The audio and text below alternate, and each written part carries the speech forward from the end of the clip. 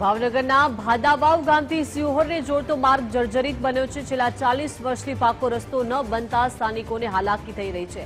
સ્થાનિકો કાચા રસ્તા પર અવરજવર કરવા માટે મજબૂર બન્યા છે।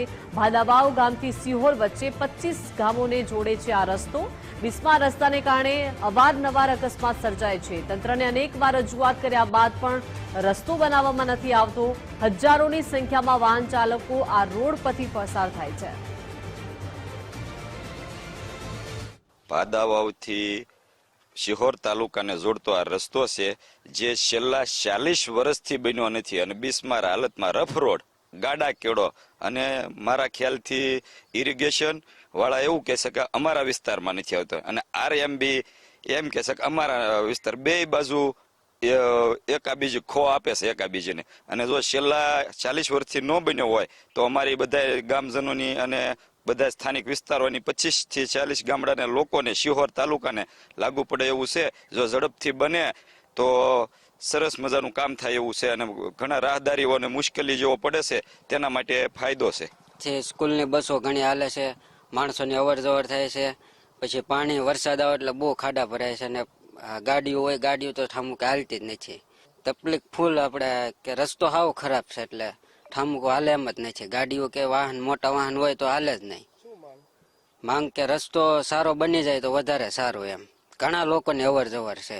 આ ટાણાથી સિહોર જોડતો રસ્તો છે અને તારે રફ છે એ રોડ પહેલેથી થયેલો જ નથી ને હાવ ગાડા કેડા જેવો છે અને ઘણા માણસોની આવરેજ આવર એટલે તકલીફ ચોમાસામાં તો હલાય જ નહીં, પડી જાય રસ્તામાં આપણે ગાડી લપરી જાય।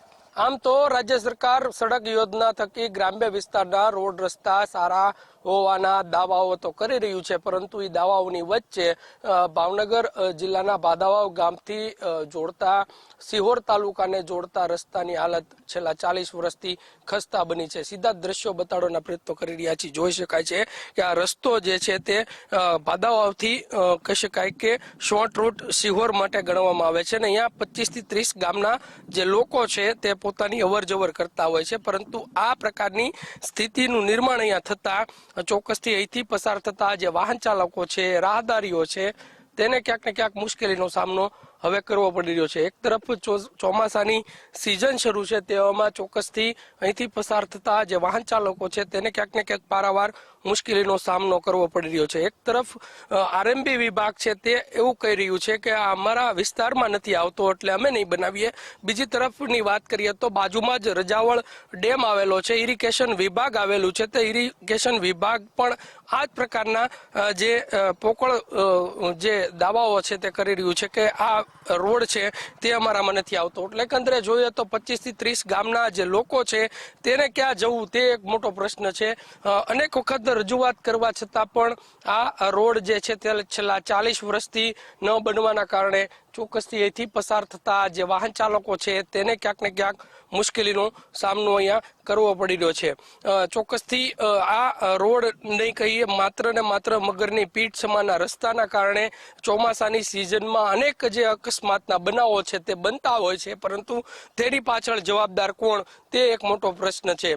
અહીંના લોકોની માંગ છે કે વહેલામાં વહેલી તકે આ રોડ બનાવવામાં આવે તો કહી શકાય કે રાહદારીઓ અને અહીંથી પસાર થતા જે વાહન ચાલકો છે તેને ક્યાંક ને ક્યાંક રાહત મળે। કેમેરા પર્સન વિજય જાદવની સાથે કુણાલ બારડ, ગુજરાત ફર્સ્ટ, ભાવનગર।